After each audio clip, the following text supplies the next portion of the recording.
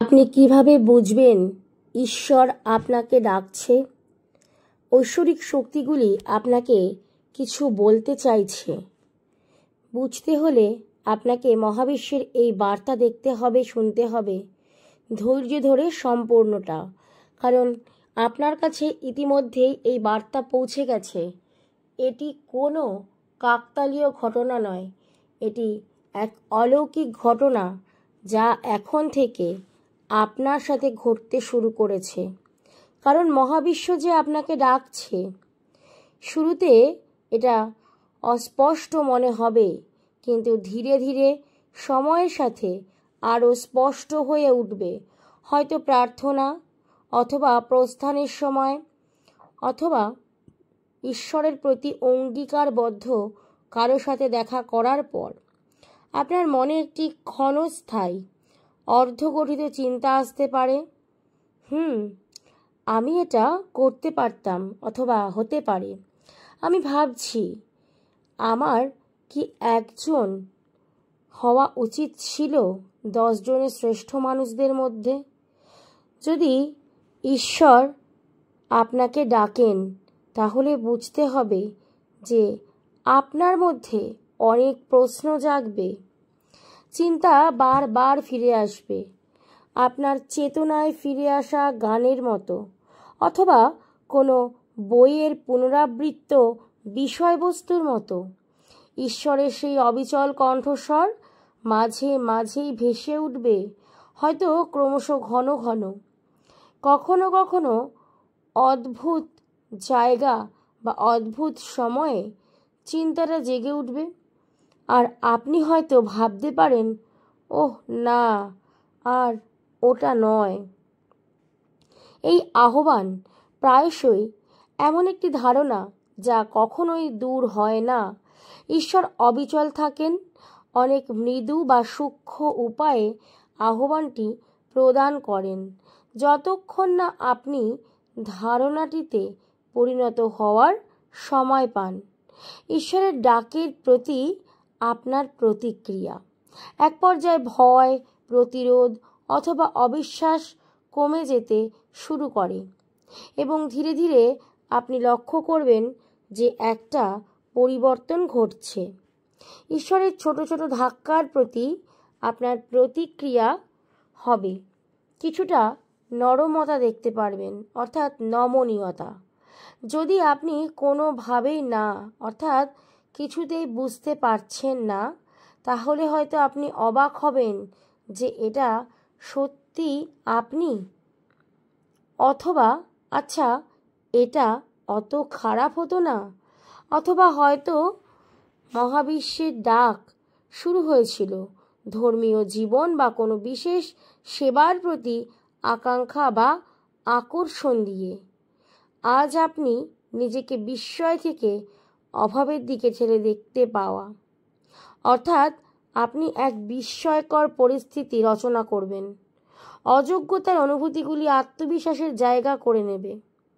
যেগুলো আপনি কখনো ভাবেননি, আপনি ভেবেছেন যেটা আপনার দ্বারা হবে না, সেগুলি আপনার মনে আত্মবিশ্বাস দৃঢ় করবে, যা আপনাকে জীবনে চলার পথে অনেক সাহায্য করবে। অবশেষে এমন একটা সময় আসবে যখন আপনার আত্মা ইতিমধ্যেই সমস্ত কিছু পূর্ব থেকেই সংকেত পাচ্ছে, অর্থাৎ বুঝতে পারছে। আপনি অনুভব করবেন আপনার নিজের এগিয়ে যাওয়া, বাইরে নিজের পাওয়ার আগেই গভীরে নিজের আত্মা জানতে শুরু করবে, এবং আপনার এমন একটি দিন আসবে যখন আপনি ঈশ্বরকে হ্যাঁ বলার জন্য একটি প্রকৃত ইচ্ছা বা এমনকি একটি আকুলতা লক্ষ্য করবেন। যখন ডাকটি বিভ্রান্তিকর বা ভয়ঙ্কর নয়, বরং আশীর্বাদপূর্ণ এবং অযোগ্য বলে মনে হয়।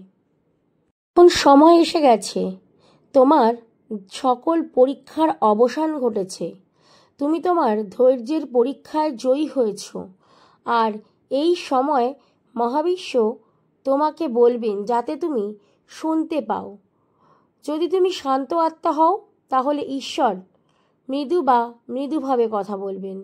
যদি তুমি কঠোর হও তাহলে ঈশ্বর হয়তো আপনার সাথে একটু উচ্চ স্বরে কথা বলবেন, যেমন একজন বিচক্ষণ ব্যক্তি বলতেন। 2/4 শব্দটি ব্যবহার করে তোমার কাছে পৌঁছতে পারেন। যাই হোক, এমন একটি কণ্ঠস্বর যা তুমি চিনতে পারবে। সর্বোপরি তোমার ঈশ্বরের জন্য তৈরি এবং ঈশ্বরের দ্বারা তৈরি। যেমন একটি শিশু তার মায়ের কণ্ঠস্বর চিনতে পারে, তেমন তোমার আত্মা সহজভাবেই ঈশ্বরের দিকে ঝুঁকে পড়বে। এখানে আরেকটি সত্য লুকিয়ে আছে যা তোমাদের সকলেরই জানা উচিত, তা হলো প্রার্থনার প্রয়োজনীয়তা। ঈশ্বর সর্বদা আমাদের সাথে কথা বলেন, আমাদের গভীরতম সত্তার সাথে একটি অবিরাম সংযোগ। কিন্তু প্রার্থনা বা অনুশীলন না করলে আমরা আমাদের ভেতরের কণ্ঠস্বরের সাথে একীভূত হতে পারি না। ঈশ্বর কথা বলেন, কিন্তু এটি আমাদের ঈশ্বর তোমাকে ডাকছেন তার বিশেষ ইঙ্গিত তুমি আরও পাবে, যা হবে গভীর থেকে গভীরতম। তুমি হঠাৎ করে ভালো মন্দের বিচার করার শক্তি খুঁজে পাবে। হঠাৎ করেই তুমি তোমার মহাবিশ্বকে স্মরণ করবে এবং আপনার মধ্যে আধ্যাত্মিক চেতনার উন্মেষ ঘটবে। এমন খারাপ পরিস্থিতিতে থেকেও আপনি ঈশ্বরের প্রতি আপনার বিশ্বাসকে হারাননি বা নষ্ট করেননি, কারণ এই বিশ্বাস বস্তুটা এমন একটা জিনিস যা অন্তরে প্রবেশ করলে আপনি নিজেই এর অনুভূতি বুঝতে পারবেন। সত্যি মহাবিশ্বকে ভালোবাসে তাদের জন্য সত্যিই মহাবিশ্ব কিছু উপহার পাঠায়, আর আজকের এই বার্তা হলো সেই উপহার।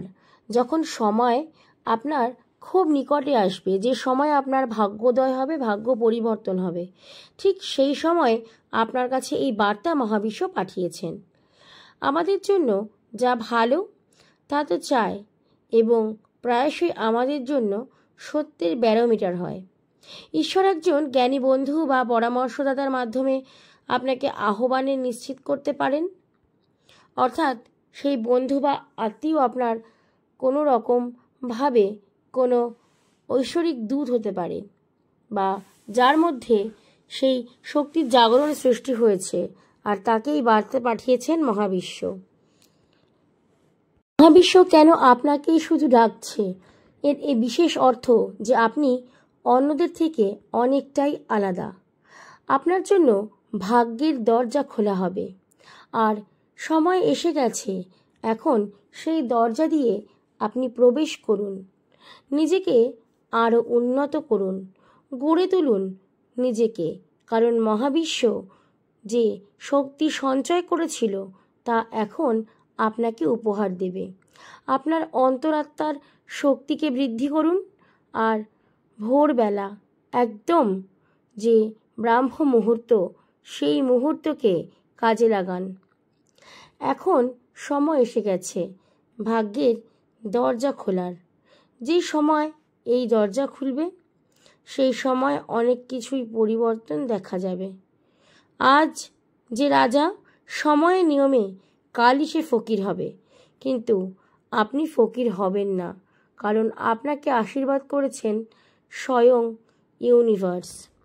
সময় ঠিক করে দেয় আপনার জীবনে সুখ আসবে না দুঃখ আসবে, জীবন কেমন কাটবে, সেই সংকেত মানুষ তার কার্য থেকেই বুঝতে পারেন।